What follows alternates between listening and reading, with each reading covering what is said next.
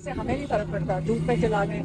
मरीम नवाज की पुलिस खड़ी है, मरीम नवाज को 2 कदम नहीं चल सकते समझते, कोई और भी नहीं चल सकता। मेरी बात सुने, एहतजाज को तो आप ऐसे समझते हैं जैसे पता नहीं कितना कोई, ये तो आपका आईनी हक है, कहीं ना भी सियासी लोगों के खिलाफ एहतजाज होता है।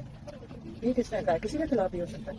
इन्हें जो बातें की हैं वो दिल की बातें की हैं, और वो अंदर बैठ के कर्नल साहब ने सुन भी लिया है।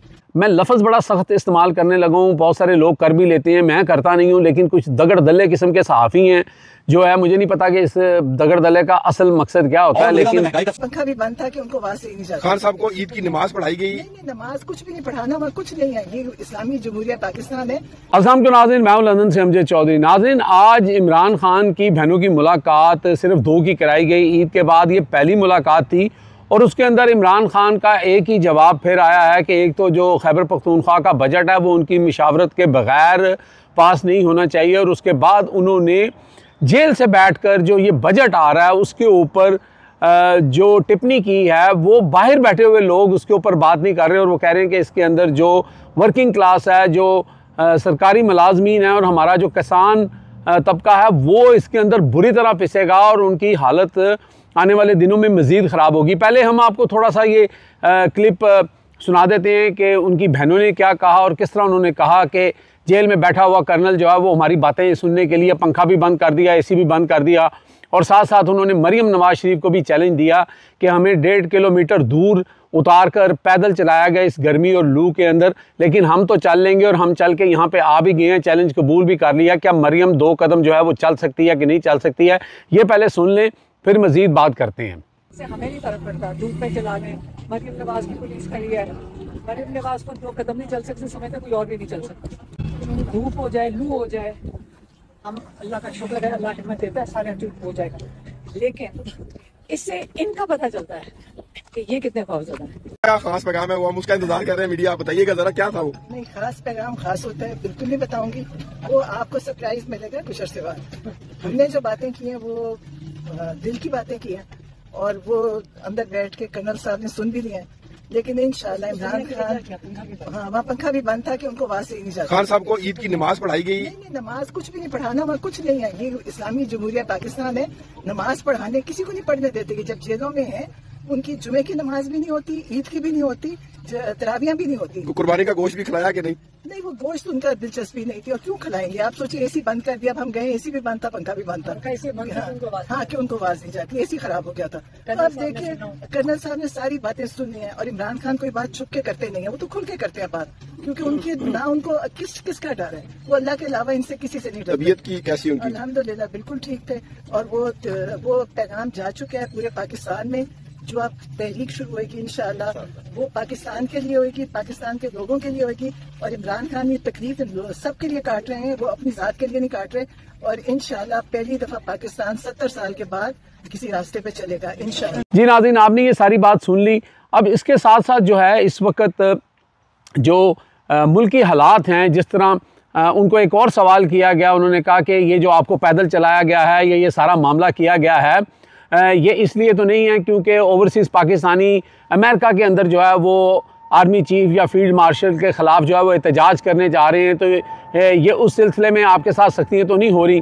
तो उन्होंने कहा कि एहतजाज करना कौन सा जुर्म हो गया, एहतजाज करना जो है वो हक़ है। तो उन्होंने कहा कि जी वो आर्मी चीफ के ख़िलाफ़ तो नहीं होता ना, वो तो हुकूमत के ख़िलाफ़ होता है। उन्होंने कहा कि जो भी जुल्म करेगा, ज़्यादती करेगा, उसके ख़िलाफ़ एहतजाज होता है। ये तो वही जालिम हुकूमत है जो नहीं करवा सकती। ये भी थोड़ा सा क्लिप है, ये भी सुन लें। जा रहे हैं और अमेरिका में तुर्की साहब ने एहतजाज रखा हुआ है, आप समझ लिए उसका इम्पैक्ट यहाँ पे नजर आ रहा है? मेरी बात सुने, एहतजाज को तो आप ऐसे समझते हैं जैसे पता नहीं कितना कोई, ये तो आपका आईनी हक है, कहीं ना भी जगह आर्मी चीफ के खिलाफ तो नहीं होता, सियासी लोगों के खिलाफ एहतजाज होता है। ये किसने कहा? किसी के खिलाफ भी हो सकता है। सियासी लोग कौन होते हैं? लोगों के नुमाइंदों के खिलाफ हो सकता है। आप कोई जुल्म करेगा उसके खिलाफ एहतजाज, उसके अंदर क्या नहीं करना चाहिए, वो तो फिर एक जालिम हुकूमत ही हो गई ना। जी नाज़रीन, आपने इमरान खान की बहनों का अज़म, उनका हौसला, ये सारा कुछ आपने देख लिया। अब ज़रा आते हैं कि जिसके ऊपर इमरान खान ने बात की है, बजट के ऊपर। आप यकीन करें कि ये जो कल से शोर मचा हुआ है कि जो हुकूमत है उसने अपने डेथ वारंट के ऊपर साइन कर दिए और ये कर दिया, वो कर दिया है।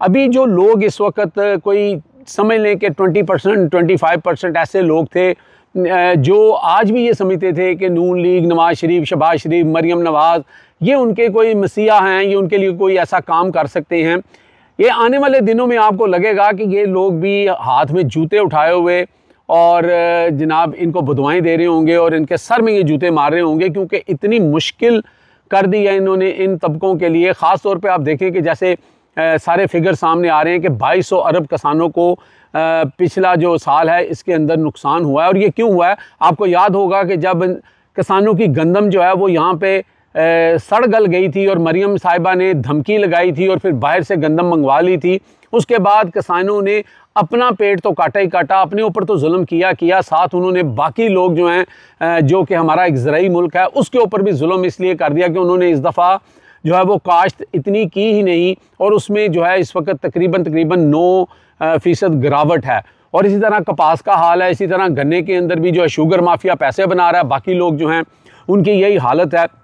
और जो इस वक्त ओवरऑल जो रिपोर्ट आई है उसके अंदर सिंध के अंदर जनाब जो इस वक्त शरह ख़वानगी है उसकी जो हालत है, स्कूलों की हालत है, वहाँ पे तकरीबन 40% स्कूलों के अंदर टॉयलेटें नहीं हैं, तकरीबन 50% के पास पानी नहीं है और ना उनकी दीवारें हैं, ना बहुत सारे जो है परसेंट पे बिजली नहीं है। लेकिन बलूचिस्तान की हालत तो ऐसी है कि जैसे कोई जंग ज़दा इलाका होता है, खंडरात होते हैं, उस तरह की हालत है। यानी वहाँ पर तकरीबन जो शरह ख़वानगी है वो 41-42% है, यानी 60% लोग बच्चे जो हैं वो स्कूलों में जा ही नहीं रहे। और जो स्कूल हैं उनमें से 70% से 80% की ना तो दीवारें हैं, ना उनके अंदर बिजली है, ना उनके अंदर पानी है, ना उनके अंदर टॉयलेट्स हैं। तो ये हालात वहाँ पे किए हुए हैं। और फिर वो कहते हैं कि जनाब बलूचिस्तान के लोग पहाड़ों पे क्यों चढ़ जाते हैं, बलूचिस्तान के लोग जो हैं वो ये तशद्दुद वाला रास्ता क्यों इख्तियार करते हैं, मैरन बलोच जैसे जो लोग हैं, लीडर हैं, वो कैसे बन जाते हैं, आप उनको जेल में डालेंगे। वो एक आम आदमी की आवाज़ है, क्योंकि एक दफ़ा मुशर्रफ के दौर में मुशर्रफ साहब ने ये फरमाया था कि वहाँ पे कोई 32 सरदार हैं और 32 में से सिर्फ 2 जो हैं वो लोगों की बात करते हैं, बाकी सारे जो हैं वो हमारे साथ हैं, यानी कि इस्टेब्लिशमेंट के साथ हैं। तो फिर अगर 32 में से 30 सरदार जो वो इस्टेब्लिशमेंट के थे, तो फिर बलूचिस्तान की ये हालत आज क्यों है। और ये आने वाले दिनों में आप देखेंगे कि ये चीज़ें जो हैं मज़ीद बढ़ेंगी, क्योंकि इंडिया नो डाउट कि वो हमारा दुश्मन है और वो हर उस जगह के ऊपर अपना असर भी दिखाएगा और वो अपनी जिसे कहते हैं कि बेशर्मी और बेगैरती भी करेगा और वो हमारे लोगों को प्रवोक करवा के असला भी देगा, पैसा भी देगा। लेकिन मैं हमेशा कहता हूँ कि ये रिक्रूटमेंट होती कहाँ से है, ये लोग आते कहाँ से हैं? ये वहाँ से आते हैं जब वो बाकी सूबों में आके देखते हैं कि जनाब यहाँ पर 300 अरब की एक ऑरेंज ट्रेन चला दी जाती है जिसका आज तक पेट जो है वो गवर्नमेंट खुद भर रही है, और वहाँ पर जनाब आपके 70-80% स्कूलों के अंदर ना बिजली है, ना वहाँ पर पानी है, ना टॉयलेट है, ना दीवारें हैं। तो फिर वो लोग एहसास मरहूमी का शिकार नहीं होंगे तो फिर किस चीज़ का होंगे? ये जुल्म और बर्बरियत है। और जो इस वक्त फिगर्स बताए जा रहे हैं, अभी 2.7% इन्होंने कहा जी हमारी जो है ग्रोथ होगी, अभी उसमें 4 महीने पड़े हुए हैं। और पिछला जो इन्होंने कारनामा अंजाम दिया है उसके मुताबिक इन्होंने बेसिकली 3.6 जो है GDP करना था इस साल, लेकिन ये अभी तक 9 महीनों में इन्होंने जो किया है या 8 महीनों में किया है वो इनका 1.7 या 1.8 है। तो अभी इन्होंने जो आगे तकरीबन 9 पॉइंट इंक्रीज़ करना है वो अगले 4 महीनों में करना है, जो कि पॉसिबल नहीं है। ये भी गोरख धंधा है, क्योंकि हमेशा ये अल्फाज और इस तरह की चीज़ें करते हैं। आखिर में हम आपको बताएंगे कि यहाँ पे कुछ मैं लफ्ज़ बड़ा सख्त इस्तेमाल करने लगा हूँ, बहुत सारे लोग कर भी लेते हैं, मैं करता नहीं हूँ, लेकिन कुछ दगड़ दल्ले किस्म के सहाफ़ी हैं जो है, मुझे नहीं पता कि इस दगड़ दल्ले का असल मकसद क्या होता है, लेकिन जब गुस्से से इससे बड़ी गाली या इससे बड़ा लफ्ज़ शायद मेरे पास नहीं है, वो लोग जब इमरान खान ने महंगाई का उसके दौर में शोर होता था, ये माइक लेके उनके मुंह में घुसाते थे, उस वक़्त इसी तरह का एक सहाफ़ी क्या कहता था, ये पहले उसका उस वक़्त का शॉर्ट सुन लें। उस वक़्त वो कहता था कि इमरान खान जिसने खुद महंगाई की है, अब वो कहता हम महंगाई को काबू करेंगे। ठीक है, उस वक़्त क्या कहता था ये सुने, और उसके बाद ही आप सुने कि उसके बाद ये क्या कहता है। तो इनके लिए और क्या लफ्ज़ इस्तेमाल किया जाए, ये दोनों आप क्लिप सुन लें। और वज़ीर ने महंगाई का सख्त नोटिस ले लिया, खुद महंगाई करके खुद ही नोटिस ले रहे हैं। इसका क्या मतलब है? ये याद रखें कि दुनिया में महंगाई कोई चीज़ नहीं होती, बल्कि अगर मैं ये कहूँ कि दुनिया में महंगाई है ही नहीं, तो हो सकता है आपको मुझे बहुत अजीब नज़रों से देखना पड़े, आप ये महसूस करें कि शायद मैं आउट ऑफ माइंड हो गया हूँ, शायद मेरा दिमाग खराब हो गया। लेकिन हकीकत यही है मेरे भाइयों और बहनों कि दुनिया में महंगाई नाम की कोई चीज़ नहीं, सिर्फ और सिर्फ अफोर्डेबिलिटी। अगर तो आप अफोर्ड कर सकते हैं तो दुनिया में बोइंग जहाज जो है, नया बोइंग जहाज भी सस्ता है। और अगर आप अफोर्ड नहीं कर सकते तो फिर अगर गंदम की कीमत आधी भी हो जाएगी तो तब भी आप उसको खरीदने के काबिल नहीं रहे। अगर चीनी की कीमत आधी हो जाए तब भी आप उसे नहीं खरीद सकेंगे, और अगर कुकिंग ऑयल जो है उसकी प्राइस में 60% कमी कर दे तब भी आप उसे नहीं खरीद सकेंगे, क्योंकि आप अफोर्ड नहीं कर सकते। जी नाज़रीन, आपको दिल कर रहा होगा ना कि बंदा छितर ला लवे ते गिनना भुल जावे। ये इन लोगों की औकात है, ये इन लोगों की सहाफ़त है। इस तरह के बेशुमार लोग हैं, ये सब जो हैं टाउट हैं, लफाफे हैं, गंदगी का ढेर हैं, सियासत के नाम के ऊपर एक धब्बा हैं। यानी कि आप लोग इतने बेशर्म आदमी हैं कि जब जो बंदा कोरोना के दौरान मुश्किल हालात में, पूरी दुनिया में महंगाई थी, और वो महंगाई को अगर होती है और उसको कंट्रोल करने की बात करता है और आपके पेट में तकलीफ़ होती है, आज जब लोगों की हालत ये हो गई है कि हम तकरीबन 50% आप 45% तो ऑफिशियल इस वक्त आ गए हैं ना कि सतह गुर्बत से नीचे हैं, तो 50% तो पाकिस्तान के लोग जो हैं वो सतह गुर्बत से नीचे चले गए हैं। और आप कहते हैं महंगाई कोई चीज़ नहीं होती, अफोर्डेबिलिटी होती है। फिटे मुंह आपकी सहाफ़त और इस बेशर्मी के ऊपर।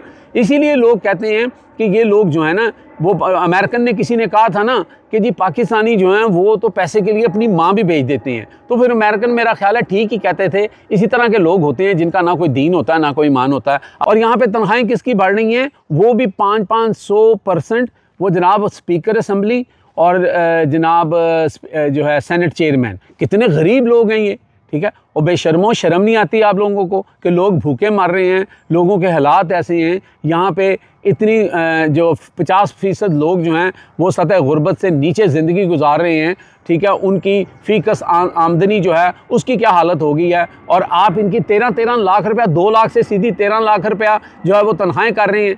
इसीलिए आवाम का मैंडेट चोरी किया गया था और इन बेशरम और डाकू और लुटेरों को ला के बैठाया गया था कि बाद में इनके पेट, इनकी जेबें और इनके ज़मीर का सौदा करके तो इनको आप लोगों पे मुसल्लत किया जाए और आप लोगों पे जुल्म किया जाए। अब तक के लिए इतना ही। देखते रहें मेरा channel hit list by Amjad Chaudhary.